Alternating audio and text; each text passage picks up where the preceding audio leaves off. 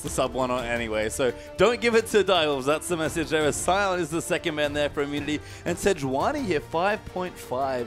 As always, Sejuani, nobody wants to play against her. Patch 5.5 junglers, none stronger on this patch with that new Cinder Hulk item than Sejuani, so a very standard ban, makes sense. The super tanks in both the jungle and the top being targeted, that's been the OPL way. Yeah, and so take away the big frontliners, open up some of the more mid-game AD carries that maybe can't tank bust as well, which is King's big wheelhouse as well. But Uber Bro, it's funny that Sivo, who's fallen off a lot, is a contested pick once upon a time for these two AD carries, but Kassadin's going to eat a 5.5 ban. I mean, we know how well Cheese played on this Kassadin. We saw the mid Kassadin coming out from him the last time he came out, made a massive carry performance on that team. They're obviously showing respect, but they're, removing the potential for a first pick. I guess with the tweaks, perhaps the upside of Kassadin isn't what it used to be, but still a very strong champion in the late game, but not being considered this time by Immunity. Yeah, I've only seen it in that one mid lane performance since the changes, so not sure if, it's something that still is in the top lane. Perfection, though, does like to play mages, but we'll settle for something else for now as Dial's the last ban. It is Nautilus, and that's a support ban, Papa Smith. Absolutely, the supportalist, as we love to call it, has been target banned. Showed a lot of power. I believe Sudden Fear played it twice. In one game was one of the critical things. So much CC from a support. I believe 4 CCs coming out from that champion. The moment he gets buffed, you remember, man, when Nautilus ganks your lane, you're not in a very good spot with all the CC and gap close he has. No, and I mean, could be in the jungle there as well. We talk a lot about tank junglers being big on this patch, so a surprising ban makes sense given the general flavor of 5.5, but Immunity, they've got a first pick to make here. We've seen Rumble, we've seen Maokai be popular as well. Wonder what they want to go for. I think Maokai has the most upside of the picks. Just so strong in both a 1v1, a 1v2, so flexible, and then has that great power spike in the mid game. Rek'Sai's no slouch, but with the 5.5 junglers, you have options against these really strong early skirmish junglers. You can go for not Sejuani this time, but one of the tank Cinderhulk junglers and just try and power up and hope that the early ganks don't pay off for the Rek'Sai. Well, important to note that with the Rek'Sai being first picked away, Soulstrike's jungle pool with the Sion ban has been shredded to just one pick. He's only played Rek'Sai Jarvan, has one Sion game, I believe, on 5.5 that made him look great. Not going to be over here again, so you have to think if Soulstrike will continue with his tradition, that's the champion he wants. And with them being locked in terms of second place, there's no real incentive to show that fourth jungler. He already showed the Sion, shocked us all. We were not expecting a jungle Sion, then put in a huge 13.5 KDA performance on that champion. But with playoffs just around the corner, don't show anything else. Just show the Jarvan, but they haven't locked it in. They're just going to lock in that bot lane, Janna Corki. Yeah, they'll keep it real standard for these two. Some top performing carries for both Chopper and King here as they're going to lock in the Janna and Corki lane. Immunity, 45 seconds out to consider.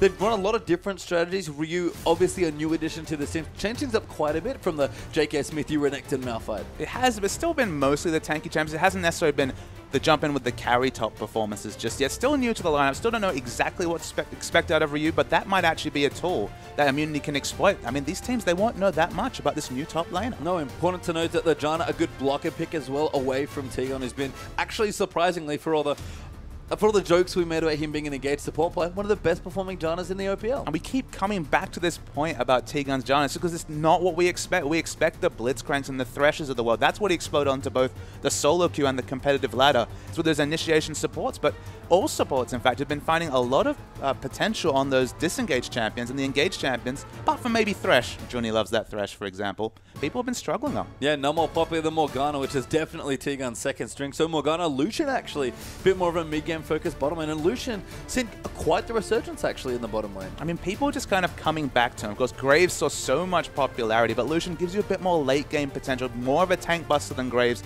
who can struggle on patch 5.5 when there's 2-3 members hitting 3,000 or 4,000 health. Lucian does have, the 3-4 item spike with that Lightslinger passive to be able to break through those tanks, so just going up there in priority. Yeah, the Dials again already have their Corki locked in for a very comfort pick there, so that Varus pick possibly not coming to, but we'll have to see. We can move some stuff around. We've already seen Corki Ezreal last week, I believe, or last day for week 7, where we had the Ezreal going mid with the Corki, so a bit of flexibility there and there. King's at least toying with me here, hovering over some other AD carries. Corki mid was actually Sin the LCS today. It was Sin in China as well. People are considering those double AD carry compositions. I'd be surprised, to be honest, and look, we do see the last second change. Wow, last second Wow. and then some, and it's going to be the Gragas. This could be the Grungle, the jungle Gragas. It could be. So we have Cannon for perfection, you have to think, who has a play on that champion already, but Gragas is a very different champion, and Jarvan was open if this is a jungle Gragas. Soulstrikes could have played it. It's his only other champion, but going to show something a bit different here. And so I was talking about not showing that fourth jungler. The other thing you can do, if you show prowess on both Sion and Gragas, just get in there with the mines. There's that much more of a chance that either Jarvan or the Rek'Sai will be open in playoffs. So there's two ways to approach it. We're not 100% sure it's a jungle Gragas, but a lot of the tweaks to Gragas were around increasing that minion cap on the W2 monsters. So it does actually make his jungle faster.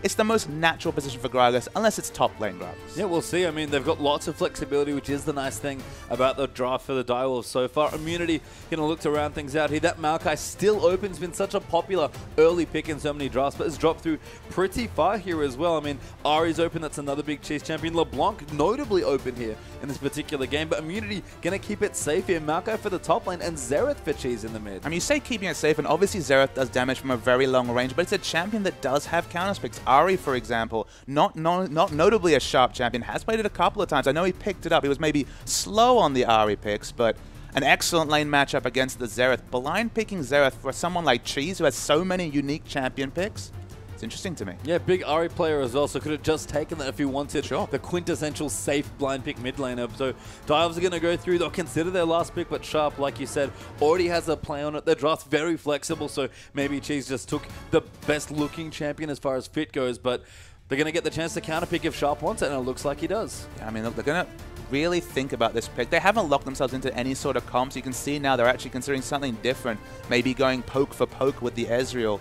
Decent matchup against Xerath. It doesn't necessarily punish him in lane, but will at least split farm, and Xerath not really able to abuse the fact that the wave clear is not that high on Ezreal in the early levels. So, I mean, it was either going for the assassination potential or going for something a bit different, and they're going to keep with the fast push. Kennen, Corki, and Ezreal means turrets are going to explode from the Direwolves. Yeah, I mean, that's the plan. They've even got the Gragas to push people on or off turrets, which is great. So, bit of a throwback there. We'll see a lot of Gragas ultis, but Soul Strikes, that's the big difference here. He's in the jungle. His second new jungler in as many weeks. It's just so strange. We finally found that statistic. We're all a bit surprised. We were taken back. Like, really? 2 junglers only from the jungler for the second place team, Soul Strikes, but so effective on Rek'Sai and Jarvan. The patches change, and so does Soul Strikes with these new picks. And Gragas. I mean, we talked about Cinderhulk champions.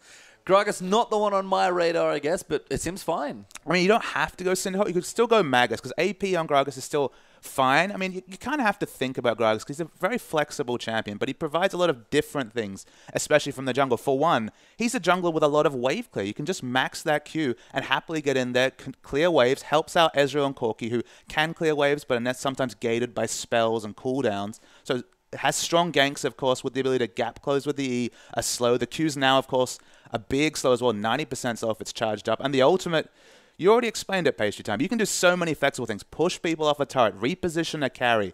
A very flexible champion. Just an exciting one to see back on the competitive scene. Yeah, be interested to see how Soul Strikes does play, given his general performances across the split here. But looking through, very standard stuff, I have to say, for Immunity. Nothing really out of the ordinary. I guess it makes sense. They need some wins, so they're going to keep their picks nice and safe. I mean, the safety I can see, specifically we're talking about the Xerath is the interesting pick to me, just because it was a blind pick mid. Could have gone for the Ahri and just, opted into a skill matchup. Has shown proficiency on that champion, but went for Xerath for wave clear. They have a Lucian who has decent wave clear, but just a bit like Corki, gated on spells. The Maokai coming up so late is a surprise. Maokai's almost been a first pick, first ban champion for a couple of patches now. Hasn't seen any relevant changes, but is very powerful. But I guess, as you mentioned, flexibility and AoE damage from Gragas, from Kennen in particular, even the Corki missiles, going to be negated by that Vengeful Maelstrom. And I guess the top lane's a good next place to go here, just because, what do you think about the matchup? We've talked about Maokai, super popular, super flexible, almost always seen across the regions as just such a strong first pick. But Kennen, if any champion can at least give him a hard time, I feel like Kennen's not too bad there. Yeah, so with the resurgence of Kennen, you've got a lot of things to consider. First, they're both equally good in lane swaps, which is surprising when you think, okay, one of them's a melee champion. The other one's Kennen, who used to be an AD carry not many patches ago. Okay, quite a few patches ago, but still can pick up that Doran Blade lane very safely and all that things. They're both good in 1v2. They're both pretty flexible. In terms of a lane matchup, it's still range versus melee, so a lot of auto attacks and the early lane control to the Kennen, but he's a no-mana champion with short cooldowns. that Maokai passive is going to proc a lot. He can happily build into a Spectre's Cowl and just push through the lane. So it's even in a lot of ways. They just do different things in a team fight. One's a tank lockdown. The other one, we know that slicing Maelstrom. It can rip apart a fight. Yeah, and that's been Perfection's big thing as a team player. Actually, again, has a pretty, for all the plays he's made and for how impressive he's looked, for how many MVPs this guy has, actually a surprisingly poor KDA for his team. Chuffer, believe it or not, actually holds the crown for the Dials as far as overall KDA goes. But Perfection's a big playmaker. That's his job in the top lane.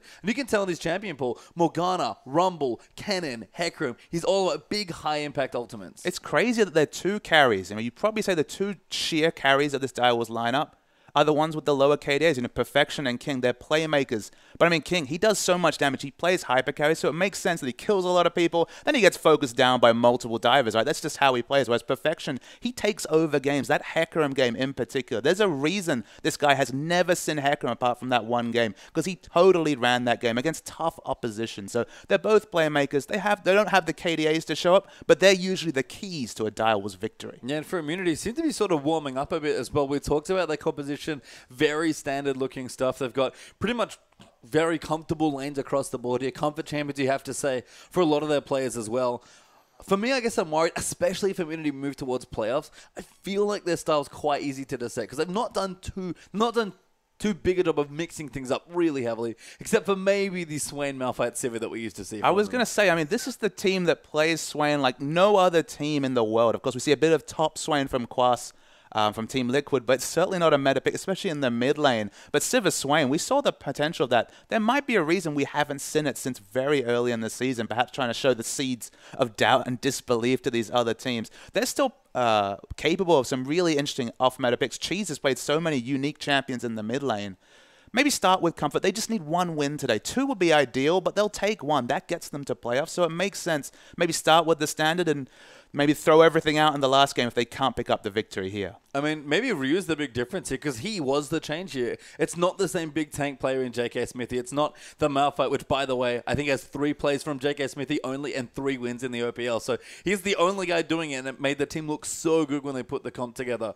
For me, Ryu's been, I think, up and down. He has not played very many games at all. It's something like 3 or 4 matches, possibly even including this one. So still coming into his own in the top side of the map. Played a lot of standard champions, Rumble, Maokai, still fitting in. So if he has a big game today, I think now Immunity starts to get that synergy going and really push towards playoffs. Well, it's hard to get a read on Ryu just because he's playing a similar champion. It's maybe not the Renekton of the top lane, but still, I mean, Maokai, very, very standard. Playing those tanks, I kind of want to see him pioneer a new pick or kind of separate himself from JK Smithy because it feels like Immunity are playing the same, but just with a different person in the top lane. I mean, that's effectively what's happening, but Ryu is just has, I guess, more of a standardized champion pool. Maybe that's what Immunity looks for, but they've looked very strong as a team, and they're going to have to look very strong this evening. Tough road ahead for Immunity, but their playoffs dreams are on the line here. So we'll start off our first game of the evening. Immunity on the blue side, Dials on the red, and like we said already, the Wolves comfortably in the second spot. It's Immunity who are fighting an uphill battle. And we've already said Immunity have had the frustration of defeat and close defeats, missing out on events.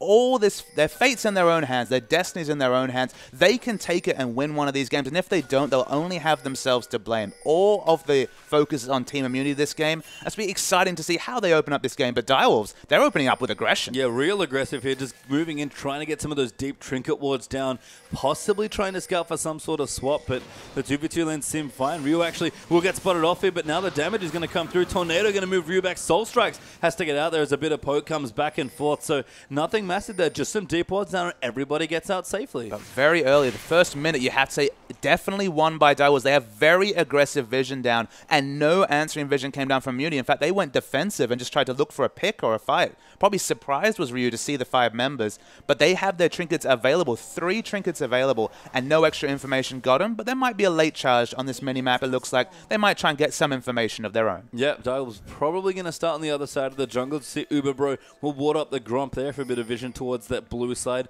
Again, I don't think anybody wants to look for a swap, but Direwolves seem to have initiated one. And Direwolves have definitely opted into a swap. You can tell because, of course, they're not in the bottom lane. They're the team that's moving towards the top lane. They have excellent vision of the blue side jungle. So look, it should be a very obvious top vertical side of the jungle for Direwolves, and the safe spots for Immunity, if they follow standard conventions, will be this bottom half of the jungle, and of course, Dragon Control. Yeah, Perfection going to follow though as well, so him and Soul Strikes will team up in the jungle. Zahi currently solo with his top laner stranded almost, so we talked about Ryu being the new player on this team. Direwolves might just be trying to get him a bit off kilter at the start of the game, although Perfection has now teleported down to the bottom. And it's these lane swap situations which are unique to the highest level competitive play. Scrims and just these massive games are the ones where you don't get much of a chance in solo queue to really check them out, as T-Gun shows up level 1 in the mid lane, doesn't have binding. So just with the harassment game, a bit Nunu-esque there from the Morgana. I mean, gets a bit of money there from his spell thieves, but the Direwolves knew that he didn't have binding, so almost a mind game there, because he actually threw out the soil at the level 1 for a bit of extra money. Kind of funny to see that, but no freeze, it seems like, on the top side for the Direwolves, so Ryu will not get too heavily punished, and like you already mentioned, Bubba Smithy, Maokai is fine in almost any situation. So much ranged farming, a slightly lower, higher cooldown on the E, but with the sapling toss, he does quite a lot of burst damage. Then, if it's ever pushed into you, you max that the Q, the Arcane Smash first, AoE clear, always safe, even has sustain, and with 2 people in his lane, probably going to be those 5 spells to get the passive proc. Very safe laner, and so is Perfection on this cannon. Yeah, and I tell a lie, by the way. It's actually a very good job by King in the top side, letting that wave reverse and push back towards him. So, didn't see if the freeze started, but right now Ryu is completely starved of early resources. I mean, Direwolves are the one to initiate the swap. They got to lane first, so it's very well frozen.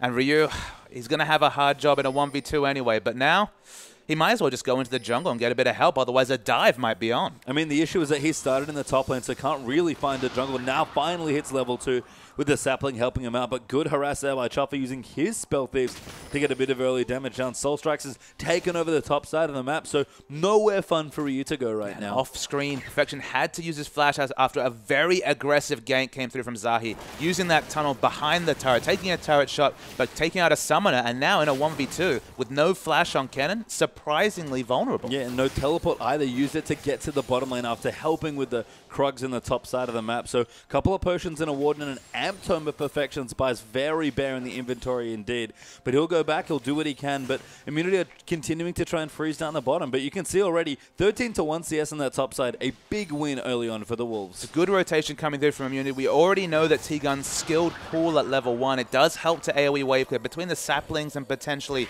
the putting down the W, the Tormented Soil. That might be enough for them to try and push this lane. And they need to get the reset, or as Ryu, he could be in single-digit CS values for a long time. Yeah, but T-Gun babysitting him a little bit now, giving him some more time to at least soak some experience, if not catch up a little bit in CS as well. Perfection, though, using, again, that ranged auto attack and his Q to try and farm where he can. Uberbro is keeping the wave in a good spot, but Perfection not too worried about it, despite having no summoner spells left. And this rotation does open up a 1v1 lane for Kennen. Always been a strong laner, even against Lucian. He actually has more attack range than Lucian, 550 to 500. Doesn't really want to trade with him in terms of autos, but free farm and perhaps most significantly, solo experience means that slicing Maelstrom, it's going to be open early. Yeah, Perfection, as we said, even without too many resources, he's not too bad. But Soulstrike going to get caught in the jungle here. Zahi going to move in now as well with the damage. Just a bit of aggression, though, and that Drunken Brawler fighting very well 1v1. He will be maxing the barrel first. The Q is the first max coming through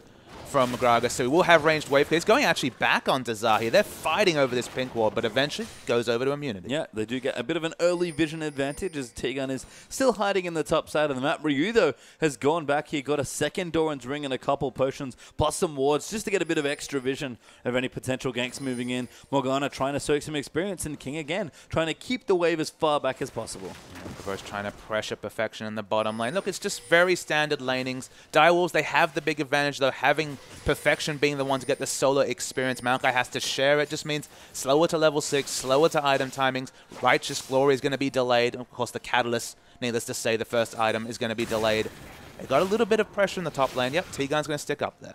It's also actually quite aggressive there as well, but will E through into the back of the Dragon Pit and be okay. Cheese just fine here as well, keeping up very competitively there with on the Xerath, which makes sense given that both these mid laners very safe, very standard. Tier already picked up for Sharp, in fact, and we talked a little bit about it, but can maybe go on a bit more. Sharp just loves his defensive mid laners. I mean, he just loves the wave clear. He's the Xerath player we expected to see a lot, but only one Xerath game this season is a surprising statistic. As we see the trades coming through from Cheese, they're both going to be familiar with these champions. They've both played. I believe there's been an Ezreal game and a Xerath game for both mid laners. So just powering up in the mid lane. Xerath is going to get to level 9 soon when he can start to really aggressively push in the mid lane. He still has a pushing advantage now at level 6. Whereas Sharp, he wants the blue buff to just help him charge up that tier. Yeah, they're both just continuing to farm up very nicely. Very even now, actually, as the 53rd CS does get picked up by Sharp. Back down the bottom. Big lead there for Perfection as far as CS goes against Ryu. More than double that Paul Maokai is continuing to get frozen. And King, very patient, not too aggressive, just keeping the wave back for as long as he can afford to. 200 gold is the overall lead. That's completely just CS coming through. And again, it's because of the aggressive swap that came through from Immunity. T-Gun's in the mid lane. He used Exhaust on Sharp. He's actually, good cleanse there from Sharp will get him out of the binding, but can't do that for too much longer. Cheese even might look for the ulti. Sharp will juke a couple of them. Last ball is flashed actually, but Cheese so aggressive. Now Sharp are going to try and save him, but First Blood goes to Cheese solo there. T-Gun comes in just to save him, but great play in the mid lane. But the rotation from Immunity, that was really on point. 3 members in the mid lane. Even Rek'Sai to potentially lap up a kill if it didn't fall through. I mean, Shuffle was there with the shield. It was almost enough, but overall, the pressure coming into mid lane, very on point from Immunity. And I have to give credit for T-Gun there with an ingenious-looking first buy there. King, though, going to get aggressive onto Ryu. Gatling gun, the Frost Bomb, doing good damage at level 4, but let's see that again. So the cleanse comes out instantly. I noted this at level 1. Even if he had skilled binding, he would have been safe. Sharp needed to hit 2 ultimate hits to secure the kill. Didn't, but because the flash was aggressively, i.e. towards the turret, opened up the flash engage. Dark binding was available. At Zahi, even there, if anything changed, excellent rotation from Team Immunity. Yeah, so just in the right spot. And again, T-Gun early boots of mobility was what I wanted to point out. Doesn't have a sight stone yet, delaying his first buy, and he's been aggressively moving around the map, so you can tell why he's gone for such an early boots too. Direwolves, they're trying to get control over this dragon. It looks like they had ceded dragon control after initiating the lane swap top, but now that they had the 1v1 matchup for a long time, I mean, Cannon's effectively a range carrying that bottom lane, doing just fine. Chuffer might be caught. Yeah, actually does get stunned up there as well. Zahi going to follow him with the Unborrowed. T-Gun's moving through. The damage is good, and Zahi will get the first kill. Now Soulstrike's going to get chased out. It's forced to flash away.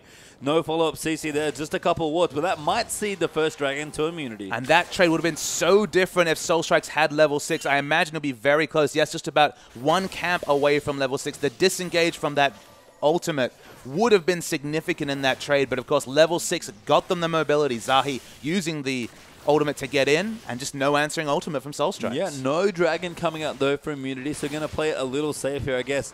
Afraid that Ryu can't join him because he's very unhealthy versus King in the top lane, who's started to aggressively push the waves in. Still that CS lead there for Perfection, 20 up. So catching up a little bit, still quite far behind. And King, he's starting to pressure that turret now because Ryu has to go back. Yeah, King, look, you have to remember that this is a double AD coming through from the Direwolves. Triple AD-S because, of course, a lot of auto attack damage coming out from Cannon. But a double AD should be double AP, but it looks like it's going to be Tank Gragas from the Ruby Crystal in the item, but probably will be the Cinderhulk pickup. You're still expecting a lot of early turret damage, and there is a scenario where Ryu gets tanky enough to deal with what Immunity is doing. Yeah, so they're just going to try and deny their Maokai for as long as they can, although down the bottom lane, poor Perfection off screens. Actually used his ultimate in a bit of a pickle there. Yeah, there was actually another Dark Binding hitting from T-Gun, but no lethal damage coming through. Just coming back to the comps, a tank like Maokai can outscale a double AD comp. We always talk about that time when Randall and Thornmail usually is the 3rd or 4th item that seals the death for the double AD comp. There is a lot of mixed damage coming from Sharp, but oh my goodness, Soulstrikes. Oh, great ulti there from Soulstrikes. Cheese actually going to answer back. He does get the kill with the turret. Sharp should be able to follow him in and does get the double buff, but another great outplay by Cheese. Now T-Gun going to come in. 2-man ulti to start things off. Exhaust there as well. Chopper can't get Perfection off. A great binding arrow, and Uberbro collects the kill. Now Chopper actually could be in trouble. Will get chased down. No follow-up CC left, but another great play by T-Gun. T-Gun and Cheese are doing everything they can to get Immunity that victory, get them to playoffs in the first game of the day. In the mid lane, Cheese picking up that kill he had no right to in a 2v1. The extra turret hit that Soulstrikes took sealed his fate. And in the bottom lane, T-Gun, I don't even know if he's missed a binding all game. Doesn't look like it here. I mean, just been so good from the early boots choices and all the roaming he's already been able to do just from his aggression and pinpoint skill shots. Fantastic play early on. Direwolves have swapped back down, so no team will get an obvious dragon advantage as far as manpower goes, but the Direwolves haven't even gotten a turret here. They've swapped down basically knowing that they have to stop their first upcoming dragon. An Immunity against a double AD comp, a comp that will naturally outscale over this game. 1,000 gold, 1,200 in fact, ahead of the Direwolves. Also have had the Dragon control. No Dragons picked up, but still no Dragon advantage for the double AD comp, no gold advantage. It's looking like we might reach a scenario where the double AD just can't get any purchase on the map. They need turrets down early, and none at all across the map in 12 minutes. And you know what? If Immunity do have that scaling advantage, and it's in their best interest just to delay the first Dragon. It doesn't matter that you don't have it. It just matters that the Wolves aren't snowballing it away from you. I mean, it's in their advantage to delay the game in general, Page Time. Get items onto Ryu. He's been the one held down the most, 52 to 72 CS in terms of his lane or eventual lane opponent, now lane opponent in Perfection on the cannon. He's the one that will stack the armor. He's the one that will negate a lot of what the double AD comp is doing. So this game getting to 30, 40 minutes can only help Team Immunity. Yeah, Ryu does have to maybe be a bit careful of Perfection now. It has gone back and finished up a needlessly large rod. Cinderhawk enchantment done for Soul Strikes as well. Plus we've got the strong parts of the Trinity Force, Sheen plus Fade, and a Man Immuno done for Sharp. So the Wolves, a bit behind in gold, but strong early item timings already. And look, we have to mention the fact that Corki does a lot of mixed damage. It won't necessarily just be a Thornmail to be a death knell, but it'll be such a significant factor, and double AD does naturally trail off if you can't get those early turrets, if you can't get those earlier advantages. It's not pigeonholed to the early game. There's still a late game that open up. We've seen what mid-Ezreals in particular can do in the late game, expecting a Trinity Force to be coming through from Sharp. It's just so much more difficult if you can't get that early snowball. And Sharp in trouble again, though. Cheese actually has used his ulti, but Ezreal almost getting killed there. 1v1 again there by Cheese, has already got his Morellonomicon finished up. We've seen his Xerath before, haven't seen it too many times since because his first game was just so good, and you can kind of tell why. I mean, look, Xerath is a very strong champion. I've been surprised this particular Shurima mid lane has fallen away. Azir makes sense as Zahi and Soul Strikes have a bit of love taps behind. It's only a jungle tank Gragas, so not the burst damage coming through just yet. No, decent brawler damage though. Zahi now will actually rotate into the mid and team up with Cheese to potentially take the first turret and actually ult away there as Sharp's going to come against Soul Strikes moving through, but another roam by T-Gun. Sharp almost eats the binding and they won't get the tower, but he'll save his mid laner. It was a really cheeky explosive cast pushing the jungler into turret range with Sharp being there to help. Didn't importantly have the True Shot Barrage available for potentially a kill, but it was just a nice adaptation. It's on a short cooldown, that explosive cast. Yeah, we can see now Uberbro continuing to push in. Infinity Edge will be his first buy here. Very standard stuff coming through for that Lucian. And he's almost there as well, actually. Good CSing so far. Looks like he does have enough gold to complete it. Has enough gold for probably a ward and that Infinity Edge, maybe even some potions, but that's a big power spike. He'll go back into lane with a significant power spike. In terms of Trinity Force, has the gold for the Trinity Force, but King not leaving the lane just yet. And, we talk a lot about Corki being such a strong Trinity Force user. How much of a difference is there in these first item timings for the AD carries? I think Corki has probably the biggest one-item power spike in the game in terms of Trinity Force. Scales with the AP, the AD, so good in those sieges when he can poke people down, get Trinity Force procs onto a turret. Sharp and King should hit a power spike very, very soon and rotate and try and take down turrets. That's usually the go button when you have the Trinity Force on the Corki and then just working towards a Trinity Force on the Ezreal. Yeah, so almost go time. You have to think for the dives as soon as King can find a spot to actually go back and spend his gold. But that's going to make this first Dragon potentially a bit awkward here. Again, 15 minutes in, no Dragon done. King, they're going to get chased. T-Gun goes riding with the Black Shield on top of him. King can't really get away there. The Shackle's still chasing him. Another great binding. Now Rek'Sai's going to come in. The teleport will answer through as well. T-Gun little too low now as Perfection's going to run in as well. Ryu has already potted in. He pops his ulti with Perfection, but it's maybe not enough. Chopper getting a bit low there, but can't ulti him away. There's the first kill. Knock up Azahi. Going to make it a double, and now they'll keep running through. The rest of the Wolves will get away, but 2 clean kills for nothing. A team fight initiated by Immunity, and well done. Of course you want to initiate that team fight before the Trinity Force comes through. Power spike for Lucian, no power spike for King, as Chopper's taking a lot of damage. I think all 3 bolts hit, went straight through the shield.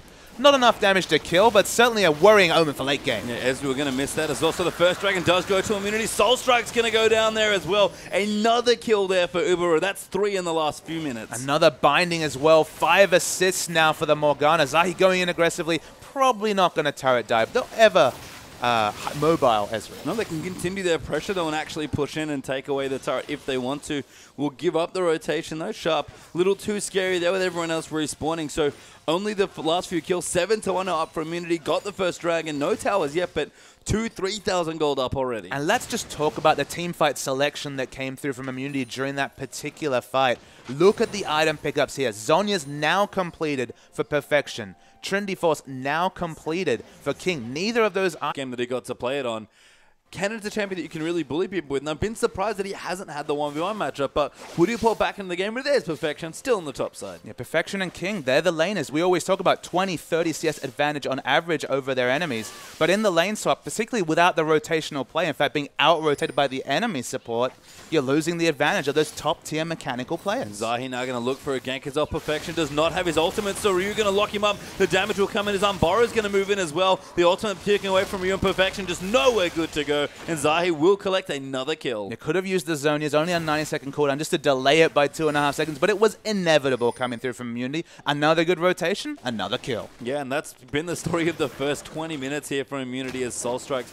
We're going to clear away his buff here. Might be building towards a quick Aegis here, so going to go again very tanky, very support-oriented jungling here from Dials. But the first tower of the game will go to Immunity here. They'll take out the top side. Ryu going to get a bit of extra global gold for himself, and Immunity just all over this map right now. I mean, the scary thing for Soul Strikes in particular, you look down the enemy team, double AP to some degree. Of course, Maokai had magic damage, but not a big magic damage dealer. Xerath, plenty of magic damage and a good start. However, this Lucian's 4-0. You cannot help your team as a Gragas, apart from maybe using the cast to get him the hell away from a team with an item pickup. So he's going to go the Aegis, but he's going to be very squishy to Uberbro. Yeah, Cheese here with his blue buff in the middle side of the map as well. Zahi just off to the side there.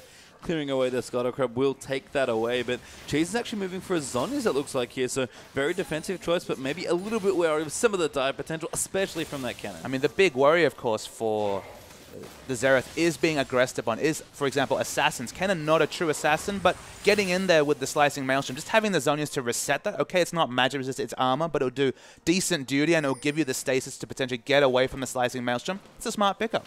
Yeah, I like it here from Cheese. A very cerebral mid laner, loves to, have his counter picks and just plays a very strong, very aggressive landing style, but always calculated. And now this tower that he's prepped for so long here with all the wave clear goes down Ryu. Another great rotation by Immunity, and that gold lead continues to grow. It's a consistent point we bring up for Ezreal's is that after they pick up the tier, they don't have the best wave clear. So now that they fell low, it makes sense that the Soul Strikes actually stays on during the Valkyrie. Yeah, another Shackles there. King has just been tormented by this Morgana as Chuffa is forced to flash over the ridge to safety. The last outer turret is the bottom side, and Immunity have already rotated 4 people towards it. So King's 10 CS on his opponent, that's definitely not an instant statistic. It's been the consistent part over the game, but 0-1-0 against 4-0. Uberbro's really beasting it up on the Lucian. Been playing a lot of Jinx this season, but of course towards the end of the split, a lot of Lucian around the world, and you start to see why. Yeah, he's going to take away this turret with that Lucian as well. Dials cannot defend it as Uberbro with the black shield on top of him.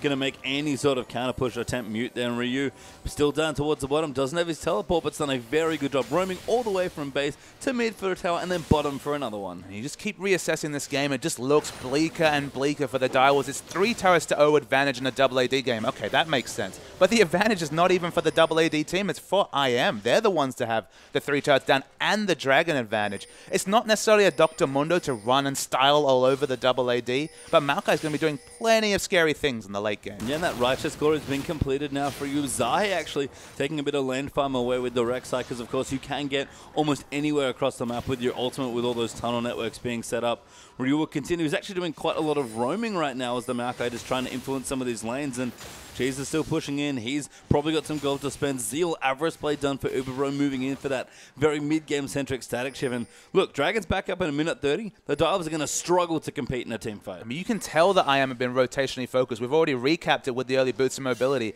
88 CS to 137 CS. That's a 50 CS advantage for Perfection. Even though he's died 3 times, he's actually been, with that gray screen in front of him, had to rotate back to lane multiple times. But it doesn't matter because they're so far behind in terms of map pressure here with a double AD comp. And Cheese did not do me wrong here. We thought about the Zonias would have been a great pickup, but it's not Cheese without a quick rabbit. It's not the Oceanic way at all, Pastry Time. All these Oceanic mid laners, no Zonias at all. It seems like there's almost a pact between them. It's always with the death cap. Yeah, but Perfection now on the top side will pop his ulti. Soul Strikes is here as well to try and gank up Ryu. Doesn't use it yet. Now finally pops out a flash away there from Ryu, but still going to get stunned away. A great ulti there by Gragas as well. And Ryu going to run away, but nowhere good to go. Oh, Twisted advances away to a minion. Might actually be okay. Perfection gets in W range and takes him out. So yeah, it does eventually fall, but they're pushing aggressively in the mid. They don't get a huge amount of turret damage, but a 5th of the health, a 4th of the health, it's a start. Yeah, I mean, it's something that Dials need to start doing is getting aggressive in some of these lanes, but Immunity continuing to stick together in the right spot, setting up vision around the Dragon, pushing the waves back here. Zahi even going to do a little bit of casual counter jungling now as well, taking away the Grom. Probably want to push out the bottom wave if they can afford to, but Dragon number 2 is right up. Yeah, exactly. 7 seconds away. Flash is down, but Teleport is up from Ryu, so they could definitely try and wrestle ward control. Just having a look, feels like Immunity are the ones to have the early Dragon control. They have a pink down in the river, in fact 2 pinks towards the Dragon, and they've started it already. Yeah, already on top of the Dragon. Will be able to take it away. Just Zahi and Uberbro actually doing plenty of early game damage with Cheese in the mid, just to make sure no push is forthcoming either. Top tower does go down. Perfection's able to pick that one up for himself, and he's starting to power up on this cannon, but it might already be too little too late. Immunity just looks so strong. I mean, Direwolves do have some options, because remember, the Queen of Disengage is actually on the Direwolves side. Usually Cannon is countered by Janna, just because she can use that monster and stop his big engage options of getting into the backline with Slicing Maelstrom. But they have the Janna. There's not a lot of disengage available on Immunity, just the single target Black Shield. But the only way to get those cannon flanks, which is realistically what you have to do, you can't just really run up to an enemy team and flash ult them. It just doesn't work. There's counter flashes, there's all sorts of other options. If you want to get that flank engage, you need aggressive wards down. So double AD team makes sense. You get the early turrets down, you put the aggressive wards in, and you get the flank. But the fact that they're so far behind in turrets feels like even with the cannon up 55 CS and growing, will they ever get that cannon ult from Perfection, one of their true carries this game, to actually take down this Immunity lineup? I'm not sure. I mean, hard to say here. He's got an Abyssal Scepter, or is working on it with both the components in his inventory, but the push continuing from Immunity. Uberbro, especially with that Black Shield on, is very good in a siege situation if he can get in range, and just has no fear at all. Even Ryu going to come in to cover him, and plenty of artillery from Cheese as well. I mean, Immunity just sticking together, roaming in all the right spots, and Perfection is looking for that flank, still in the top lane, can't go anywhere near the mid. There's just no ward for him to teleport. In fact, there is one right behind the team. It'd be risky, but they have to think about doing it. They've got the item times, double Trinity Force, Muramana has been completed.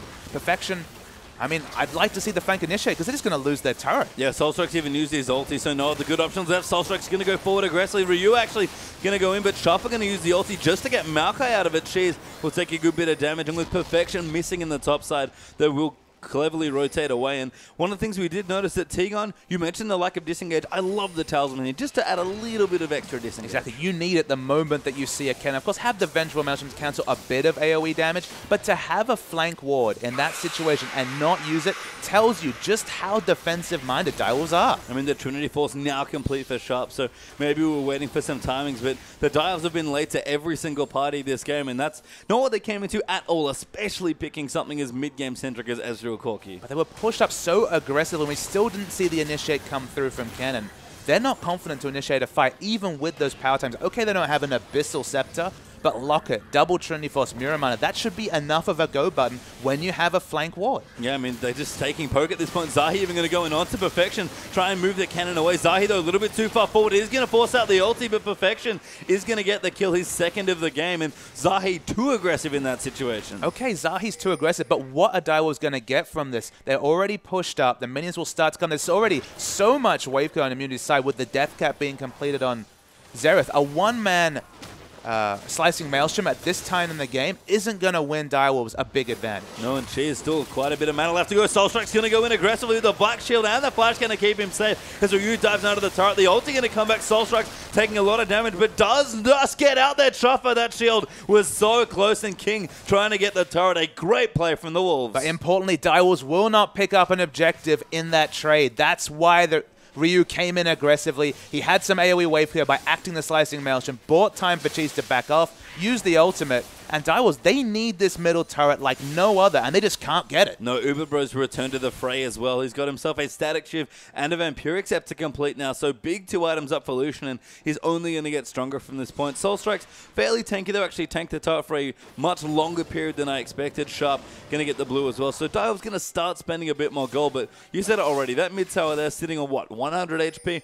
If they can't get it in the next few minutes, that will haunt the Direwolves the rest of this game. And you can tell the confidence of Immunity compared to the defensive-mindedness of Direwolves. Look at Zahi going for another Oceanic special, the Trinity Force on Rek'Sai. There's no tank stats on that Rek'Sai, the melee carry against what? Gragas and Kennen. A Kennen who's actually winning in CS landslidely, 73 CS advantage. Kennen's known for exploding people, but nobody told Zahi. Yeah, I think we can tell that Zahi used to be a Shaco man, because that is a super aggressive build coming through for the jungle. We've seen it on his Vi, seen it on a couple of the Oceanic players, and yeah, there's certainly something in the water here. It's not quite Shaco tier. I mean, there's no Infinity Edge in particular, or maybe even the Ravenous Hydra, but Trinity Force, it's damage-minded. It's already had a lot of success in the OPL specifically. Carbon has been doing massive things with that build. Look, you do a lot of damage, but you also die quickly, and you have to notice that Direwolves, they've been farming well. They still have good item timings. It's still a very risky build from Zahi, but it does open up a lot of split push pressure. And maybe it's just the split push pressure, certainly, but just the thinking of, you know what, I think I'm going to outscale you. I'm just not going to worry about it. My team's already building me a lead. I think I have just enough time to pick this up. And, you know, that's aggressive thinking from Zahi, but in this situation, perfectly fine looking choice. I mean, the only reason I'll counter that is that usually when you're a team that outscales and you're the jungler, you just want to help your team get to that stage, so you buy tanky just as, again, buy time for the inevitable end. And now you have to buy tank items, you delay your tank items. There's that scenario where you won't be able to get into a fight and be able to effectively do your role because of your aggressive build. But if you're that confident that you can just take this game to the late, whatever you build, you've got a Trinity Force. It's a luxury item, but it does work on Rek'Sai. I mean, the confidence is a good word for Zahi's build there, as well as the immunity will continue their push. That mid lane turret quite low and will actually go down the cast. Not enough, though. Good binding onto Chuffer just to keep him away. The locket pop there as well by Direwolves. They've got good tools. Perfection has actually finished his Abyssal Scepter, and no Aegis completed yet for IM, so they can find that flank. Perfection can certainly make some fireworks. T-Gun takes down a ward. They again have Dragon Control. Would be the third Dragon if they aggress onto it, but they want to fight. They do want to fight. Zahi going to flash on Burrow forward onto Shot. The T-Gun getting very aggressive, and Soul Strike's been caught in the crossfire as well. Perfection, though, going to come back in. Cheese gets melted. Perfection going to find the second onto Ubero, and all of a sudden, the immunity carries the dead. 3 people down. King running away, but Ryu going to get stunned up as well. There's the double for Ezreal, and 4-0 Direwolves. That's the scary thing from Direwolves. They had the item timings. They could always hit the go button. It's why I was wondering, why don't we see the flanking gauge? Kennen's already so strong, and you can see exactly how strong this team comp is. And the turret damage. Remember, they're tanking turret at 28 minutes, but they're going to take 2 turrets in no time. And finally going to get themselves a dragon as well. I guess taking that instead. The bottom lane prepped as well as far as minion waves go, so could maybe even rotate for another objective, and the Wolves needed one good flank of Perfection. He found it. But what would that fight have looked like if Zahi had a Snowball Aegis like his opposite number, Soul Strikes? He went for the damage. He didn't die, but his team certainly did. We're going to see the replay coming through. Soul Strikes gets a very aggressive initiation. He's the one that initiates this fight. But as it comes to the Perfection ultimate, this does so many things. Takes down 2 carries, Xerath and Lucian, instantly. And after that point, Ezreal, he's got his 2-item spike. He's doing a lot of damage. Immunity, they brought this on themselves. They had the advantage. They're the team that outscales. But going for an item like Trinity Force, when you could have just had an Aegis, 20 magic resist, an extra 100 magic resist for your team, would have changed that fight. And pretty scary to think that King in that situation, despite getting 2v1 by the Maokai and the Trinity Force Rek'Sai, was just in no danger of dying at all with Chuffer there to help him. And now even going aggressive to keep the tanks off him. Blade of the Ruin King has already been completed. And you have to think that BF sword is turning into a bloodthirster. It's going to be a lot of damage and sustain, as you mentioned. Could still be the Infinity Edge if you want to get those burst Trinity Force crit IE crits in as the big damage. But one thing I want to comment on is that Immunity engaged that fight.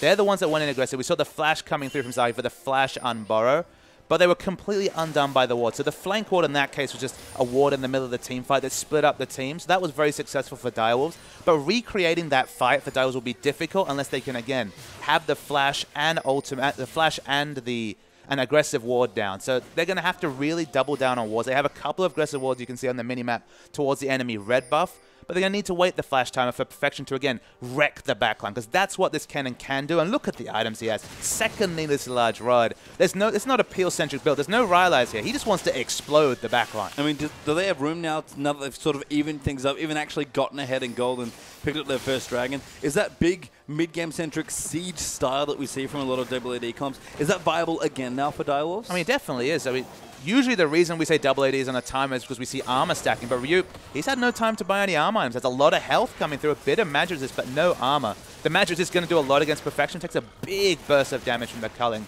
4-1 now the Lucian, but still very, very strong. It's just what I want to see. King just gets deleted, though. Uberbro going to get that next kill, and that's the engagement immunity we're looking for. That was a very surprising. It didn't even see it coming. Explosive Cast is used defensively. Immunity, they're looking around Baron. They might even go in for it. You can see the Trinket Ward being put down as well. Immunity don't quite favor the situation, though. Mid lane looks to be pushing in. Zahi actually will clear out the top side of the map, and instead they'll rotate in, try and get another turret, potentially a kill, but just off screen. T-Gun getting a little low there. Face check Perfection's cannon in. Didn't really like it. So, I mean, obviously Sieging's still looking good with the low armor values, but returning to what Direwolves do as a comp, because I'm just trying to, you know, over time, think about what Gragas does in this comp. What you can do, which would be very interesting, it's a very high skill cap thing, but is to use that explosive cast to split the back and front line, then get in there with the slicing maelstrom. If you don't get the flank you want, specifically when Kennen's ult is down, if you can separate the threats and get the threats in the back line or towards the Gragas, then the Kennen ultimate can wreck a fight. It's high skill cap because, again, people flash away from that explosive cast. You have to hit a skill shot that, you know, it's a bit unpredictable. You're not just looking for a stun like, for example, the Solar Flare from Leona. You want that displacement to hit just in the right spot. But we could see potentially some crazy things coming out from the Gragas Kennen combo. Yeah, I like the build your own flank potential there of the Direwolves comp here, but Soulstrike, again, has to show it. He's been a great-looking jungler all split long.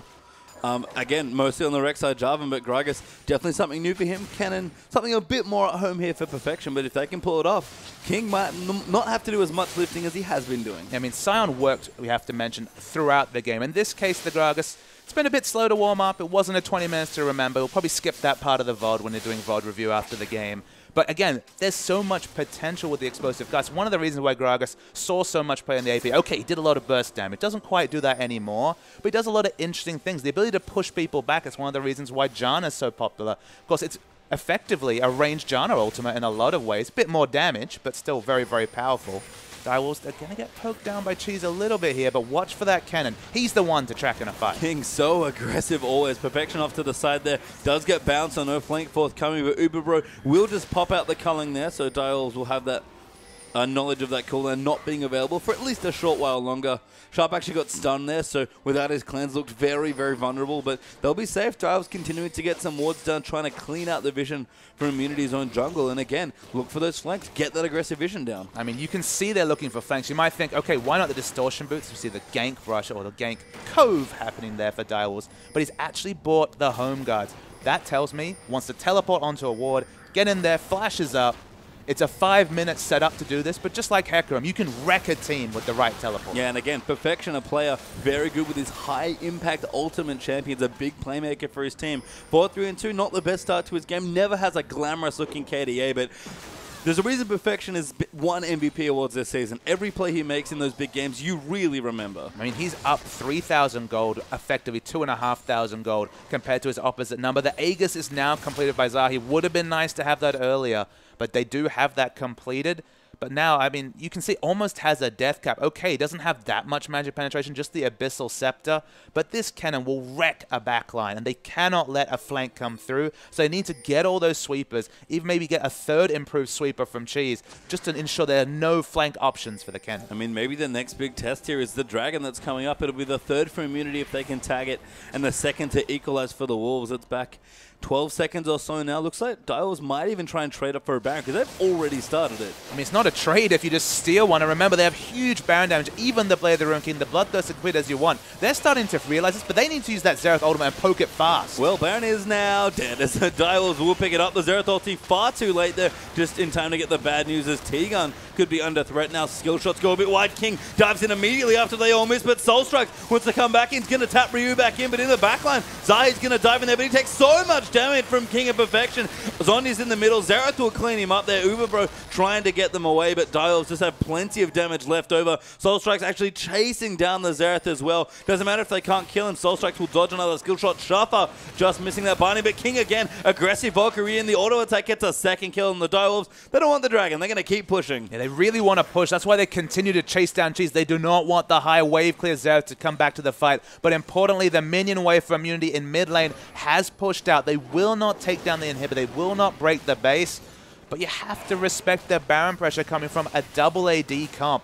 And it wasn't. The vision had been strangleholded whatever the passive gen is there. Stranglehold. We'll go with that. That's a new word for the day. By Direwolves, and they picked up a free Baron from him. And another great initiation there by the Wolves King. We talked about him being an aggressive-looking player, but that was calculated aggression there from that Corki. Dodging the skill shots, going back in, knowing the rest of his team was there to save him. And it wasn't quite the picture-perfect explosive cast into Slicing Maelstrom that we sort of dreamed about when we looked at the comp here, but it was a great zoning ulti by Soul Strikes, and that's all they needed to get a couple of quick picks. I mean, you saw why King went aggressively. They wanted to force a fight when they had a 5-man group that could peel for their double AD. You notice they were 5-man group, whereas Immunity were going and trying to get out of the fight in opposite directions. They weren't fighting as a 5. Still 1-for-1 trade, not ideal, but they still have the Baron buff. They're going to start to push up the side waves in particular. Of course, even though they don't have big wave clear champions out of arguably their jungler, the Gragas, it's easier to wave clear when you have Baron buff. Yeah, and King has an unreal amount of BSL, speaking of clearing Baron quickly. That looks to be Infinity Edge coming through 4th there for King, so has the double lifesteal items, very protected against any sort of burst. Can afford to be more aggressive now with the Blade plus the Bloodthirster coming through, but you look down, there's just no armor forthcoming from Immunity. And that's what I'm saying, like, you think it's aggressive, but that's because you don't see any armor to have to build a Last Whisper on. Already has 40 armor penetration in an AoE from the Gatling gun. And what's the best thing about buying a BF sword instead of maybe the late game insurance of going for the pickaxe into a Last Whisper? Even more turret damage from a double AD comp and a cannon with ranged autos and the attack speeds augment coming through from Sharp on the W. They're going to explode turrets, let me tell you. Yeah, and you look down again at Immunity's item choices. Zahi, that Trinity Force could be a random one, so maybe King thinks twice about that 4th pick Infinity Edge. I mean, Spirit Visage here for you, almost a product of how horribly his lane's been going. But Perfection is still ludicrously ahead in CS, 100 up actually in the bottom lane, split pushing now with his teleport available. There's just not the defenses to keep up with all the Wolves' damage. And we talk about outscaling. Immunity just haven't outscaled yet. I mean, it feels harsh to harp on about Zahi, but it's one of those situations where if they won another pick, where if that aggressive Flash Umbara got them a kill, you'd be like, genius. The extra damage from the Trinity Force looks wonderful. But losing that fight, and the Aegis in particular standing out, which wasn't completed for Perfection, wrecking the backline, has kind of lost them their stranglehold in this game after so much aggressive rotations. Speaking of aggression, that's the talisman. They're going to come back in. Perfection will teleport deep into enemy backlines now as well. Going to be on top of both the carries. Cheese almost gets blown up immediately as Soul Strikes comes in to split the team up. Perfection gets Michaelis and flashes out. Zahi going to go down next as well as Gragas gets a double kill. Actually, they're 3 dead already. Ryu going to be chased down as well. The slow just missing there for Gragas. Uberbro will triumph over King. As always, going to dive back in. And the Dials, they won't get any more kills, but they'll take another turret. They'll take another turret and a stranglehold on this game. It was looking Immunities. They had 1 foot in the playoffs, but they've been shoved out the door pastry time. The door's wide open for Direwolves. They take the base. Yeah, that inhibitor going to go down there as well, and that might just be game here. And King, I think you can tell he's maybe chasing that kill record here. Only 2 kills will be an upsetting day for him, but you know what? They'll be happy to take a win. A rough-looking early game for the Direwolves, but they've come up so strong to finish. I mean, this is double AD, we have to remember. That's why we see so much aggression, but it's not over. So much damage. Gets 2 already. King going to come back in, but he gets bound up there. Will go down as Lucian gets another kill, but King still fighting in the base. The shield's there for Chuffer. The Majestic's coming up massive here. Now Zahi going to chase in, and Direwolves far too aggressive potentially as Cheese snipes him away. Now Chuffer could be in trouble. Will fall here as well, so there's nowhere good to go. And Immunity in their own base get an ace. They are not willing to have the door snapped shut. The door is still open, but it's looking difficult here for Immunity with their base broken. It's a wonderful play. So we're going to see the return of the fight. This is the start of the fight, of course. T-Gun goes in aggressively, and watch how fast he dies. It's not even on the screen. He dies instantly. The Perfection slicing Maelstrom gets 3 targets. Everyone's low health, and Direwolves fighting around their carries. Double AD with a very tanky Gragas in the front does work, and they won that fight, took the structures. Okay, they weren't able to finish the game, but they've already done their objective as a double AD team. They've broke the base. Yeah, and that's the important thing here. I mean, no teleport out for Perfection, so probably no sneaky backdoors coming through, at least for now, but Dragon's going to be back in a minute 30. Baron will follow shortly after. Immunity have demonstrated they have the damage, they have the tools to win a fight if they can position correctly, but the Dials, it's pretty much even as far as gold goes, and the Dials at 40 minutes in are happy to be in this situation. It's just such a crazy game. It's such a game of 2 halves, because in the first half, Immunity were doing everything right. It was like 9-1 kill score very early in the game, but against double AD, we still haven't seen an armor item being completed on Ryu. OK has been held back. He's, woefully behind his house. But speaking of being held back. That's a big pick there. Now Uber are going to go back in onto Chuffer. The Culling will come in and Cheese will get him with the ultimate dragon back up in a minute. But momentum shifts back to Immunity. Okay, 53 seconds. There's a minute till Baron also. And Perfection won't be able to get there. Doesn't have teleport available. No big structures to take, but hey, get the kills when you can. Yeah, and just a quick update now as well. I mentioned that King was leading in kills. In second place, by the way, it's Cheese. So they're fighting potentially to make history here. No one's cracked 100 kills yet, and right now with the scores being as they are, they're actually even at 98 apiece. Both of them have another game to play today, but as you mentioned, the OPL kill record for regular season play undecided today. Zahi goes in again. And you can tell why both teams may be playing quite aggressively, but Uberbro going to chase those kills as well. King forced to flash away T-Gun, still has it going. Ward's over, binding in there as well. Zahi immediately flashes over, and that's a great pick as Sharp. Going to get the next kill there for Trade Ryu, though, in the back of the base. Maybe now caught a little too far forward as Cheese will cover his retreat there. Good binding there coming through. Good stun as well to start things off by Xerath. No base broken, but Immunity continuing to get picks. And in most scenarios, you take a jungle for 80 carry trade, but now they have no Baron threat to Immunity because Zahi's the one to force. They have to back away. They can take a dragon perhaps. In fact, they've already started DPSing down the dragon. But any hope for a Baron went out the window. Yeah, and Uberbro going to take out the dragon. That's the third for Immunity. So that movement speed crucial in these late game situations with all the rotations and so much of the map being open. The Frozen Heart now done for you. We talked about the scaling potential here for Immunity. It came at just the last moment, but it's finally arrived. Yeah, and meanwhile, during all this time, both base turrets down now for Immunity. It's going to be hard for them to leave the base. I believe they were spotted out by this ward as they entered the Baron pit, which makes sense, and that's why you can see Lucian trying to come and stop them. Yeah, Lucian and Xerath there as well, so the big carries for Immunity going to force Dialves away. Even T-Gun coming in for a little bit of support action, but Uberbro, we've seen it. He's started critting some people, and Lucian, not a joke when it comes to late game damage. No, and while Immunity have to put multiple members to clear out these inhibitor turrets and the Nexus, I guess, in general. Remember, they do have double globals between Ryu's teleport, which is at the moment on cooldown, and the Void Rush from Zahi. The jungler can react to a Baron very, very quickly. Although in this case, he might want to prep some tunnels because only has one towards the Grom. I mean, I like that you bring up Wave Clear, though, because Cheese has gone back and finished, I believe, our first sighting of the Luden's Echo. Ah, the noble Luden's Echo, the 120 AP item. On Xerath, when you have so much wave clear, I don't really know if you need it, but the movement speed against specifically Kennen coming through could be invaluable. Kennen himself actually has the Aether Wisp, I believe, is just building up a bit more movement speed himself towards Twin Shadows, Lichbane. Actually, no, it's actually going to be a Luden's Echo of his own. Double Luden's Echo action potential. I mean, the late game Echo is coming through, it looks like, here for these big AP damage mages. But Baron is still alive. Don't forget, Dialves have been posturing fairly aggressively around it, looking to take it away. But they've seen what Immunity can do now in the later stages of this team fights. They're quite strong themselves. So both teams have to be careful. Cheese has the great perk and Perfection.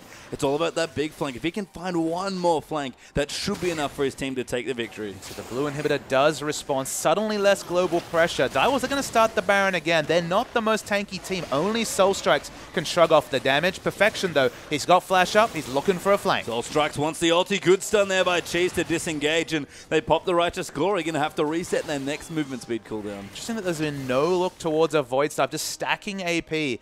Still going to be a lot of AoE damage. The Locket is now completed for Zahi.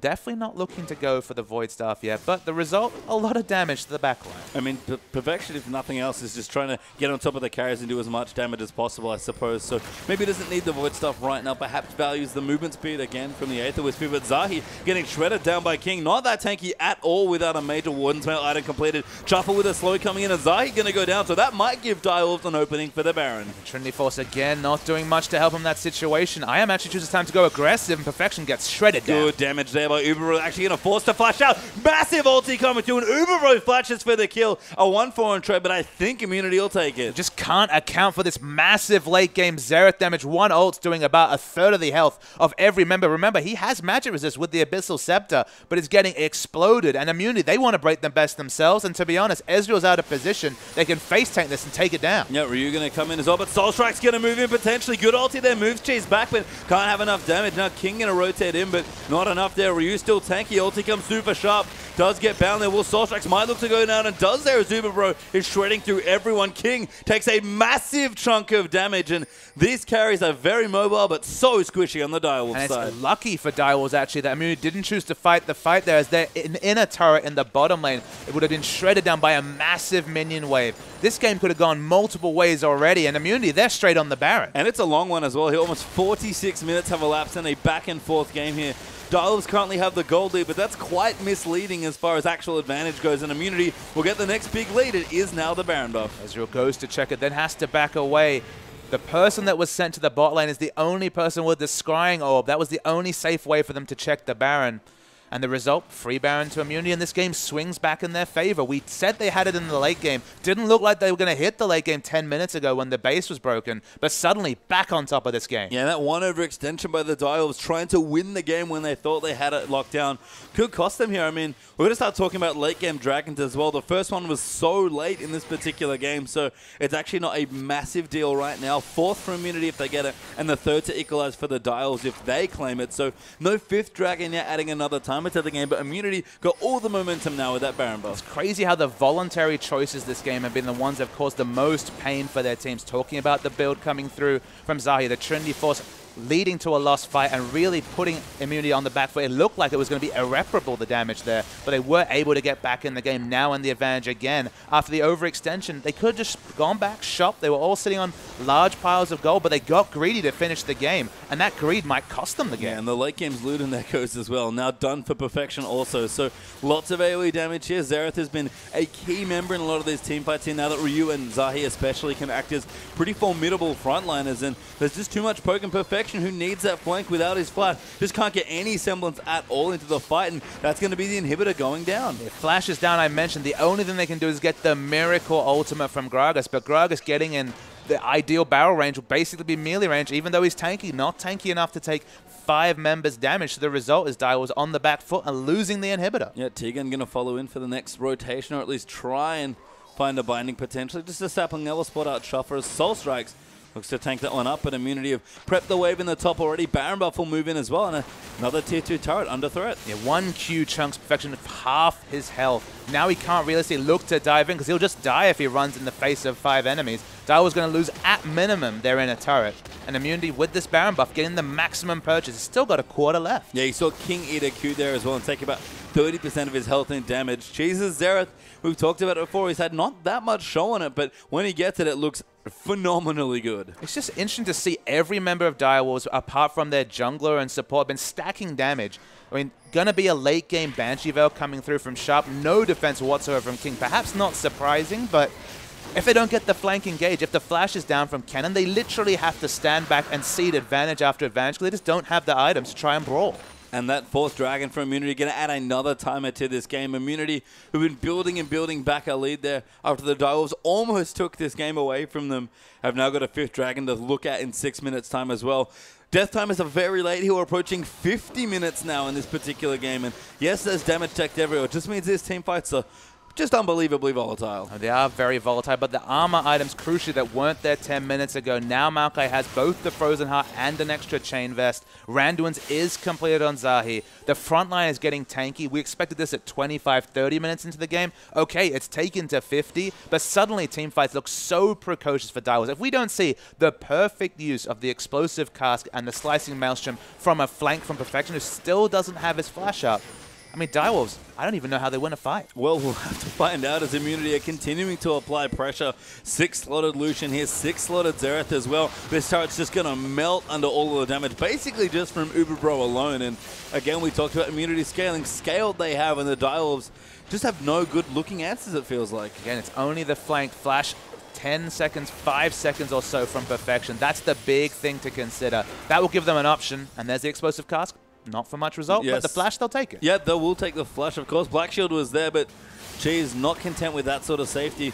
We'll have to move away here. Stun going to move in. Good poke, actually, as the binding lands again. Then Mikhail's actually burnt there as Perfection does now have his flash back up, his posturing a bit more towards the front of the fights, trying to get a way in, but it's just such a tough road here for Dials because they're so squishy, and all of the Xerath poke, it adds up over every little siege. And look, Dials have to hope that Immunity try and position aggressively while this flash is down from Cheese. That's his only real defensive option. No Mikhail's completed from Morgana. Black Shield if it's on cooldown. That should be the go button for Direwolves to try this engage, because if they're ever going to win a fight, it's when Cheese's flash is on cooldown. Another Aegis actually completed for T-Gun as well, so going to stack that aura a little bit there, help out Zahi mostly, I guess, in the front line from some of the latent Cannon and Gragas damage. I mean, though, it is worth considering that with especially the explosive cask, these are going to be probably fought on multiple fronts. It's probably going to be a 2v2 and a 3v3 happening. Likely that Zahi going to be in the front line, Morgana going to be next to a carry. I actually don't mind the second Aegis, just to ensure against Perfection, who's the one who's most likely to win Direwolves a fight. They have a lot of extra magic resist. Yeah, now Perfection finally moving in for his last item. It looks like a Void Staff is what he wants here, which we'll get through some of the magic resist that's been stacked up by Immunity, but the carries just might look too strong here, and if they can kill Cheese without Uberbro doing too much damage, that's a good looking fight for Dials. But again, it relies on big ultis from their top lane and jungler, and Sharp and King at this point just kind of have to cross their fingers and hope to play clean up in a big fight. But Direwolves, they have to be the ones that are aggressing, because they're going to have to contest a 5th dragon. They're going to have to contest a Baron, and you're trying to initiate into a Maokai. So you don't get that flank, you don't have the wards to get that, and look at this map. Blue wards littering the map, no aggressive red wards down from Direwolves. Again, unless we see double flashes from Gragas and Cannon leading to all the carries suddenly falling into the lap of the Slicing Maelstrom, it's going to be so hard for Direwolves to win the fight. And Perfection, that is caught out of position, will go down there. Doesn't even have time to use the Zhonya's through all the crowd control. Ulti coming in, but T-Gun flashes forward so quickly there and is going to lock 2 down with the ulti, just buying some more time. Cheese will use his ulti. Chuffer almost going to go down as Ryu chasing onto King, but King is very, very scary as Gragas will go down. Chuffer getting chased by a sapling almost goes down there as well. But that's 2 kills for 1. King did get the answering kill, but the rest of Immunity going to chase him, and Corki just has to buy time at this point. King, if he gets stunned, he's going to die almost immediately. Zahi going to flash on Burrow, and there's the next kill. There's the kill, and this could be the game for me. This could be their passage into the playoff season. And look, they deserve it from how they've played. They're 4 members strong. Okay, they don't have Ryu to tank up a turret, but still very tanky as Zahi, and only 2 members up for Direwolves. And importantly, the big damage and structure taker Uberbro still alive and healthy there on the Lucian. Banshee's Veil pops back up. Minions are going to start streaming in, and only Sharp and Chuffer to defend. It's going to be a very long defense here. They need to do turret damage. They're focusing on Sharp. He's very maneuverable, still has cleanse up. They just take down the base Immunity. Yeah, they are just going to take the tails here. Tegan going to try and zone them away. A bit too aggressive, but Sharp trying to get a kill. Actually does get Morgana. Sharp going to move back in now as well, but Immunity, no, they need the base. Uberbro not tanking, but taking out the structure. Sharp needs to kill this Lucian if he can. He goes for Cheese. He gets it, but he's going to go down instead. But Chuffer and Perfection are both back, and the Direwolves this time hold on to their base. And it's almost a reverse of what happened 15 minutes ago. This game must continue pastry time. Heroic play from Sharp. He knew his limits because he had cleanse available. Could get in there and do so much damage. Deft-esque in his ability to get so much damage out of an Ezreal in a fight. And we all take a deep breath, because still we don't know if Immunity finally get into playoffs. But Uberbro is going in aggressive. Perfection is Luden Zeko going to help out a bit, but Uberbro caught off in his own jungle actually by the Gragas there. Kiting away. Perfection is going to chase him down. Lucian is so important. He dashes over, Soulstruck falls him in, gets the knock. Perfection going to come in as well, uses the ulti, secures that kill. And the Dials get a key pick, a long, long death timer for Uberbro. Uberbro took it upon himself to sit in a brush LeBlanc style and get an exit kill. Okay, 6-item Lucian, but Baron's up. Dies for free. 73 seconds was the death timer. Still 60 seconds. Such a long death timer. That was just a needless kill. 5th Dragon coming up as well. Soul Strikes and Shuffo onto it, but there's a ward there for Immunity, and they don't have any damage. King, okay, finally going to join in, but they're going to trade a 5th Dragon for a Baron, it looks like here. Zahi already down there, actually took away the blue buff for use here as well. An interesting trade for Immunity. They won't give it to Lucian, of course, that 5th Dragon, but Baron's going to go over to Direwolves, and that Dragon should be Immunity's. I mean, the fact that Uberbro doesn't pick up the 5th Dragon is very significant, but this is a slow Dragon coming through. They should be able to DPS down. They're going to get vision. Yeah, not going to get it. Oh, geez, actually coming in. Wants to make sure he secures it for his team, and Immunity will get away with the 5th Dragon now, but Dials still 5v4, have the power play. Can they find another pick? It's the only members who are really going to get big purchases out of the AD and AP are Cheese and Ubro, and significantly Cheese is dead. Doesn't pick up the double statistics, the 12% AD in particular. To be honest, I give the advantage to Direwolves just because they don't have the best wave clear. Gragas, especially late with no AP, isn't going to be able to do much of a support act. So just having the super minions is going to be very important for them in terms of any sort of siege. So I take the Baron in this case over the 5th Dragon, specifically with Uberbro not picking up the buff. And some of these late game choices by both sides have been very curious to me. Perfection, it's not the Void stuff that he went for. It's actually a late game 6th item Rylai's. Look, I love Rylai's on Cannon, but in this particular scenario, I don't think it's necessary. I love it for its protection of hyper carries, and he does have 2 AD carries, 2 auto attack based champions in Sharp and King, but him getting into the backline and potentially exploding the Xerath is more important than the peel coming for the mobile Ezreal. I mean, Corki's still mobile, but of course not Ezreal in terms of mobility. The Rylai's, look, if the slow makes the difference, if it keeps the threats away from their double AD, it'll be a masterstroke. But so much magic to stack. Look at this Ryu especially. Got a Negatron Cloak on top of the Spirit Visage. They're stacking magic resist.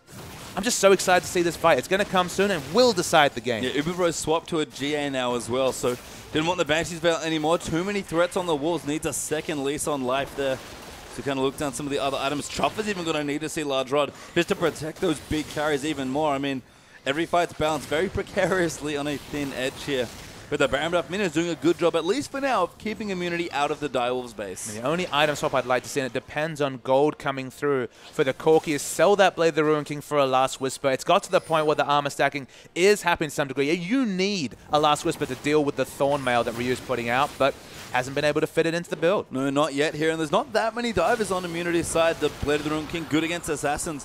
And this build especially is great for fending off early divers, but doesn't really need it right now. Like you said, just needs to be a big, consistent threat. We've got Sharp fully stacked up as well. Got his Last Whisper already done, so King probably going to make the swap over at some point, but we'll see. He's a very self-reliant, aggressive AD carry. Maybe he just wants the comfort pick. So Immunity returned to the Siege, got so many advantages from sieging, but against a Baron buff team, look at Cheese. He's been completely taken out of the fight. Direwolves are actually going in aggressively. Don't think they have the CC to be able to force a fight. They have the Janna for a bit of move speed, but they need to be careful. Was a great scrying up. Tegan actually going to go aggressive. Uberbro flanking with the culling, and Tegan's got a massive ulti moving in. King is somehow still alive, and now Perfection get to move his ulti in as well. Janna does disengage a bit. Soulstrike's getting low. Perfection uses his Jonas, but Uberbro on the backline just going off Sharp, trying to kite him around, but they can't do anything else. There's 3 kills down already. Chopper going to be the 4th, and Immunity finally look to have done it. Soulstrikes might be doing something sneaky, but Immunity, with the time is this long, surely this is it. Yeah, 4 members above 60-second. Only King sneaking in at 55, even with the massive minion wave. Gragas going to look for the back door, but Xerath's already responding. This should be game for Immunity. This should be finally their passage to the playoffs. Smart play there from Cheese. Actually, Ryu going to port back as well. Soulstrike, so has already been caught up by Cheese. Gragas moving in, but Ryu just going to make sure Soulstrike can't do any funny business. Gragas fairly tanky, but will go down, and Immunity will finally complete the game. Team Immunity, what was a seesaw game to end their season. Still have an extra game, but they've managed to get into the playoffs. Good performance. Man, both teams looked an inch away from picking up the victory early in the game. It took almost 60 minutes, but Team Immunity, they make your OPL finals. Yeah, finally getting to the top 4 slot, and I guess their only question is, first of all, A, can we survive any other games? Because they might have to play tiebreaks tonight, but is it going to be 4th or is it going to be 3rd? They're already into the 4th slot, but can they get 1 position further? And the 3rd spot will be the cherry on top, Beishu time. It still requires other results to come through, but it's still possible for Immunity. Man, it was a close game. Direwolves, they're going to have to really shake their head. It's their first loss apart from their losses against Chiefs to another team, but yeah, it was an interesting game. It was, and we have a replay from it as well, so I'm sure we can analyze some of the many long team fights in this game. Many team fights. This is the last team fight. King really overextends to get a pick. They notice that Cheese is low health, but he can do damage from so much range. And you look down this lineup, there's no flash on Perfection. Their lockdown is literally Perfection only. And he's not in a spot either in terms of his position. He's at the back of the fight. And also with his cooldowns to be able to get the big initiation. They still go for it, and we'll see how it rolls out. King is the one overextending for damage, so we'll roll the tape. And King is the one who's trying to stop the backs. He's trying to push, and he notices the minion wave. That's the big thing. The minion wave is pushing in aggressively, but he eats the binding. We said that so many times during today's cast. He gets away alive, but it doesn't matter because he's doing no damage in this double AD comp, which already has to deal with Ryu. Look at Ryu, burning from the 5th dragon, so tanky. The difference between Ryu with the Vengeful Maelstrom and what Soul Strikes can do in terms of tanking in a team fight is night and day. They pick up the exit kills, and that's your win, and that's the playoffs for Team Immunity. And Team Immunity, a great last win there, but can they do it again here? I mean, they're going to pick themselves up. They've got a game to play later tonight, but the Direwolves going to see if they can finish their season strong. After a quick break,